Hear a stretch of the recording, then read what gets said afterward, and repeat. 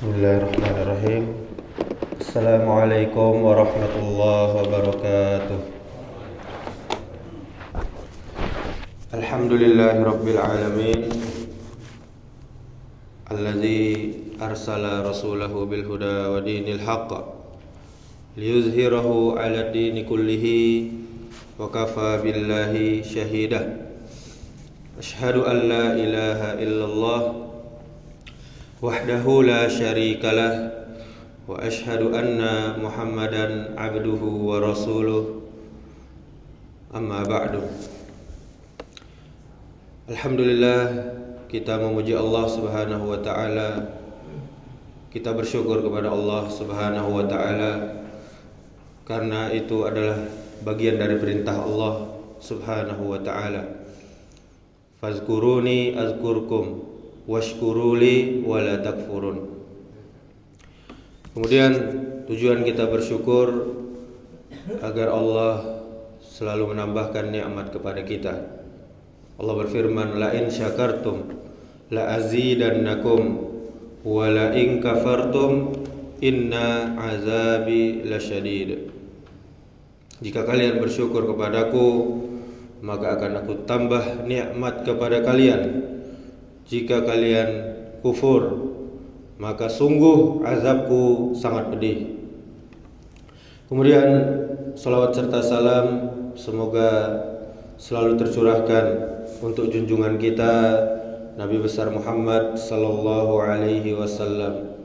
Allahumma salli wa sallim wa barik ala Muhammadin wa ala alihi wa ashabihi ajma'in wa man tabi'ahum bi ihsan ila yaumiddin. Mudah-mudahan salawat kita bersambung kepada keluarga Nabi, kepada para sahabat Nabi, dan juga kepada orang-orang yang mengikuti sunnah-sunnah Nabi sampai hari kiamat. Kaum muslimin, kaum muslimat, jamaah subuh yang dirahmati Allah Subhanahu wa taala. Nabi sallallahu alaihi wasallam ada pembelanya. Abu Jahal pun ada pembelanya. Tauhid dan sunnah ada pembelanya. Syirik dan bid'ah pun ada pembelanya. Kebenaran dan kemuliaan ada pembelanya. Sebaliknya, kebatilan dan kehinaan pun ada juga pembelanya. Maka kaum muslimin, kaum muslimat, lihatlah di mana posisi kita. Siapa yang kita bela? Kebenarankah ataukah kebatilan? Jika kita ingin mulia, maka tidak ada pilihan lain kecuali membela kebenaran, membela tauhid, membela sunnah yang diperjuangkan oleh Nabi kita Muhammad sallallahu alaihi wasallam. Coba kita renungi firman Allah Subhanahu wa taala tentang dua pembelaan yang saling bertentangan. Ala inna hizballahi humul muflihun. Ingatlah bahwa sesungguhnya golongan Allah itulah yang beruntung. Surah Al-Mujadilah ayat 22. Dan di ayat yang lain, ala inna hizbasyaitani humul khasirun. Ingatlah bahwa sungguh golongan syaitan itulah khasirun, yang merugi. Ini surah Al-Mujadilah juga ayat 19-nya. Oleh karena itu, kaum muslimin, kaum muslimat, jadilah kita pembela kebenaran, jadilah kita pembela kemuliaan. Jangan kita jadi pembela kebatilan dan kehinaan. Agama kita, agama Islam yang mulia ini dibangun di atas keteladanan. Bahkan Rasulullah sallallahu alaihi wasallam saja diperintahkan untuk berittiba, mengikuti siapa yang Rasulullah ikuti, yaitu Nabi Ibrahim alaihissalam. Allah Ta'ala berfirman, summa auhayna ilaika anittabi' millata Ibrahim hanifa wa ma kana minal musyrikin. Kemudian kami wahyukan kepadamu wahai Muhammad, ikutilah agama Ibrahim yang lurus dan dia bukanlah termasuk orang-orang musyrik. Surah An-Nahl ayat 123. Rasulullah sallallahu alaihi wasallam juga diperintahkan untuk mengikuti seluruh para nabi sebelumnya. Allah Ta'ala berfirman, ulaika allazina hadallahu fabihudahu muqtadih qul la as'alukum alaihi ajra in huwa illa dzikra lil alamin. Yang artinya, mereka itulah para nabi yang telah diberi petunjuk oleh Allah Ta'ala, maka ikutilah petunjuk mereka. Ini surah Al-An'am ayat 90. Allah juga kaum muslimin, kaum muslimat jamaah yang dirahmati Allah Subhanahu wa taala mengabarkan kepada kita sebagai umat Islam bahwa di dalam diri Rasulullah ada suri tauladan yang baik. Maka kita disuruh berittiba kepada Rasulullah sallallahu alaihi wasallam. Di dalam surah Al-Ahzab ayat 21 Allah berfirman, laqad kana lakum fi rasulillahi uswatun hasanah liman kana yarjullaha wal yawmal akhirah wa zakarallaha katsira. Allah berfirman, sesungguhnya telah ada pada diri Rasulullah itu suri teladan yang baik bagimu, bagi kita semua umat Islam, umat yang mengaku umat Nabi sallallahu alaihi wasallam, yaitu bagi orang-orang yang pastinya mengharap rahmat Allah dan kedatangan hari kiamat, dan dia pastinya banyak menyebut nama Allah. Kemudian Rasulullah sallallahu alaihi wasallam juga menyuruh kita, memerintahkan kepada kita berittiba kepada para sahabat. Bukan hanya mengikuti Rasulullah, kemudian kita juga diperintahkan untuk mengikuti para sahabatnya. Para sahabat juga mengokohkan kaidah ini dan mereka berkata, ittaba'u wa la tabtadi'u faqad kafaitum. Ikutilah dan jangan membuat perkara baru dalam agama, karena kalian sudah dicukupi. Ini perkataan salah seorang sahabat, yaitu Ibnu Mas'ud. Jadi kaum muslimin, kaum muslimat, agama kita ini dibangun di atas keteladanan. Ada pendahulunya. Tidak boleh seseorang berbicara tentang agama tanpa ada teladan sebelumnya, tanpa ada contoh sebelumnya. Maka kaum muslimin, kaum muslimat jamaah subuh yang dirahmati Allah Subhanahu wa taala, jalan yang benar itu hanya satu, yaitu jalan Al-Quran, jalan As-Sunnah, yang wajib bagi kita yang mengaku muslim, yang mengaku muslimah, berpegang teguh dengan Al-Quran, dengan As-Sunnah. Hanya saja selain itu kita tidak boleh memahami Al-Quran dan As-Sunnah dengan akal kita sendiri, dengan pemahaman kita sendiri. Maksudnya haruslah dengan pemahaman salafus soleh, pendahulu-pendahulu kita yang soleh, yaitu siapa? Rasulullah, para sahabat, para tabi'in dan tabi'ut tabi'in. Sebagaimana firman Allah Subhanahu wa taala, "Wa may yushakikir rasula min ba'di ma tabayyana lahul huda wa yattabi' ghayra sabilil mu'minin nuwallihi ma tawalla wa nuslihi jahannam wa sa'at masira." Dan siapa saja yang menentang Rasul sesudah datang jelas kebenaran baginya dan mengikuti jalan yang bukan jalan orang-orang mukmin, bukan jalan Rasul, bukan jalan sahabat, maka kata Allah, kami biarkan dia leluasa terhadap kesesatan yang telah dipilihnya, yang telah dikuasainya itu. Kemudian kami masukkan mereka ke dalam Jahannam, dan Jahannam itu seburuk-buruk tempat kembali. Surah An-Nisa ayat 115. Ketahuilah saudaraku kaum muslimin, kaum muslimat, jamaah subuh yang dirahmati Allah Subhanahu wa taala. Sesungguhnya yang dimaksud dengan orang-orang mukmin di dalam ayat ini adalah pastinya para sahabat Rasulullah sallallahu alaihi wasallam dan generasi pertama dari umat ini. Dan salafus saleh, yaitu generasi pertama dari umat ini, mereka memiliki keutamaan yang sangat besar sebagaimana yang terdapat dalam sabda Rasul sallallahu alaihi wasallam.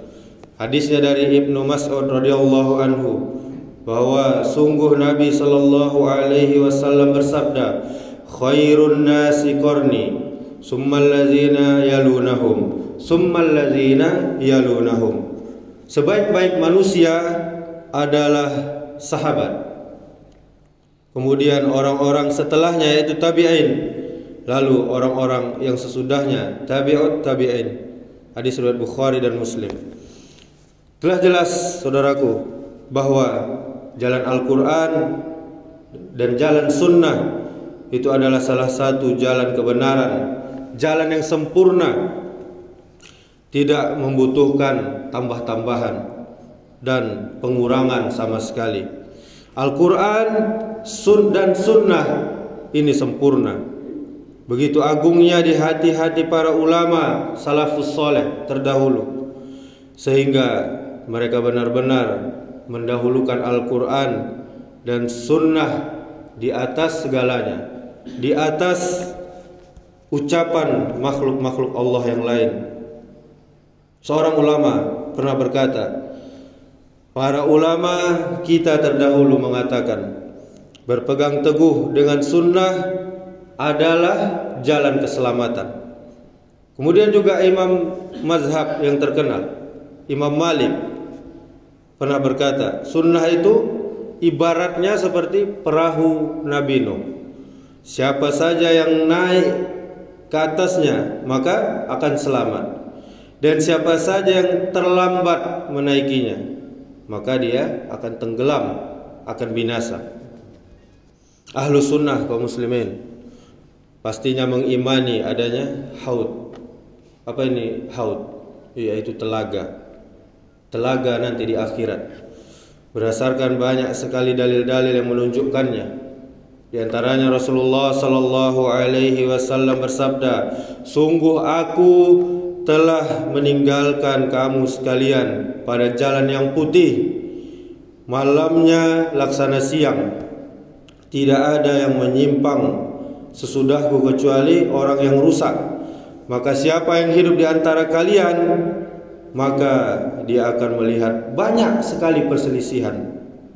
Maka wajib bagi kalian berpegang teguh dengan apa yang kamu ketahui dari sunnahku dan sunnah khulafaur rasyidin, yaitu para sahabat yang mendapat petunjuk. Kemudian gigitlah dengan kuat, gigitlah erat-erat dengan gigi geraham, dan wajib atas kalian taat, walaupun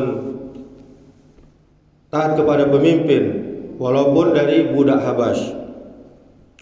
Dan di dalam hadis yang lain, ini hadis tentang haud tadi, Rasulullah sallallahu alaihi wasallam bersabda, hadisnya dari Abdullah bin Mas'ud, aku akan mendahului kalian di al-haud, telaga. Lalu ditampakkan di hadapanku beberapa orang di antara kalian.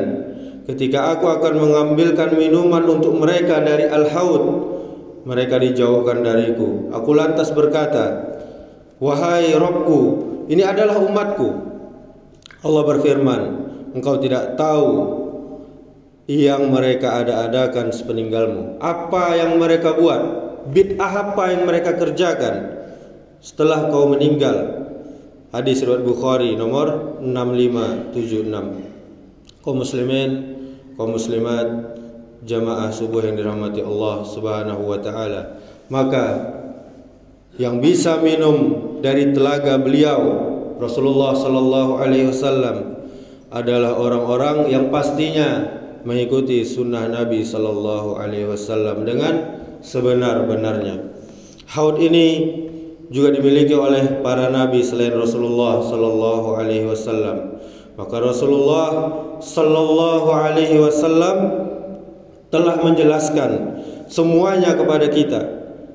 Kepada kita semuanya jalan yang mulia, jalan keselamatan, jalannya umat Islam, yaitu jalan yang ditempuh beliau sallallahu alaihi wasallam dan para sahabatnya ridwanullah alaihim jami'an.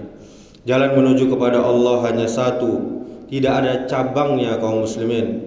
Jalan itu lurus, jalan itu terang, jalan itu putih bersih, dan tidak ada bercak-bercak syirik, tidak ada bercak-bercak bid'ah, khurafat, hizbi, kelompok, golongan dan lainnya.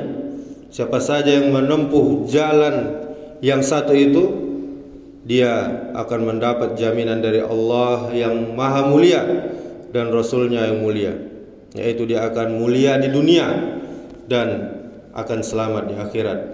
Oleh karena itu wajib atas kita yang mengaku Islam untuk kembali kepada agama Islam yang mulia ini menurut pemahaman salafus soleh. Umat Islam wajib mengikuti akidah salafus soleh, keyakinan salafus soleh, manhajnya, akhlaknya, muamalahnya, dan cara beragama para salafus soleh, yaitu sahabat radhiyallahu anhum ajma'in. Kita semua ingin mulia Bapak Ibu.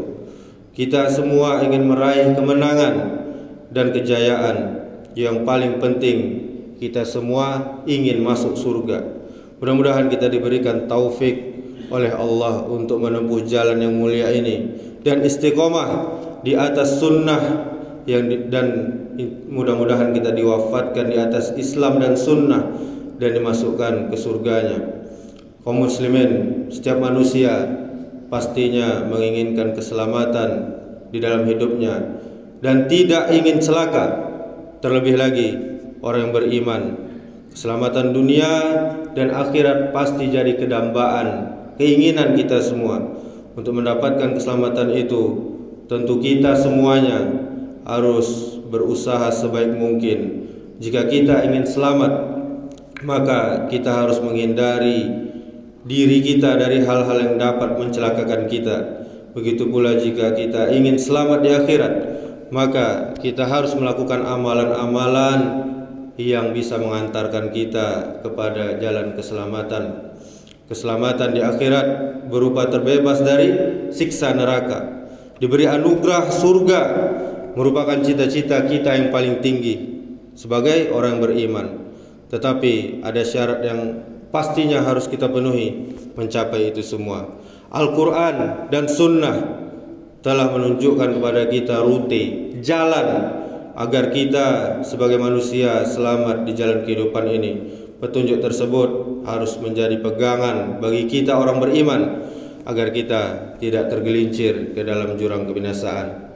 Demikianlah, semoga bermanfaat. Subhanakallahumma wa bihamdika asyhadu an la ilaha illa anta astaghfiruka wa atubu ilaik. Wassalamualaikum warahmatullahi wabarakatuh.